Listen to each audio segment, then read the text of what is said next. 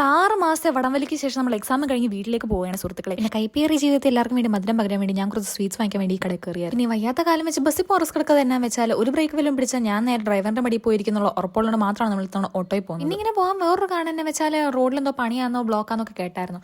പിന്നെ ഓരോരോ കാരണങ്ങൾ വേണ്ട നമുക്കിങ്ങനെ പോകാൻ വേണ്ടി. അങ്ങനെ ആഹപ്പാട് ഒരു 10 മിനിറ്റ് മാത്രം ബ്ലോക്കിൽ കിടന്നുള്ളെങ്കിൽ പോലും എനിക്ക് ഒരു 10 മണിക്കൂർ പോലെയാണ് തോന്നിയത്. അതല്ലെങ്കിൽ നമുക്ക് വീട്ടിൽ പോകുമ്പോൾ അങ്ങനെ ആയിരിക്കില്ല, ഓരോ മിനിറ്റും പ്രഷ്യസ് ആണ്. അത് കഴിഞ്ഞ് എനിക്ക് സിറ്റി സെന്റർ വരെ പോകേണ്ട ഒരു ആവശ്യമുണ്ട്. പിന്നെ ഫുഡ് വയ്ക്കാൻ വേണ്ടി താഴെ വന്നപ്പോൾ കണ്ട ഒരു കാഴ്ചയാണ് കഴിച്ചത്.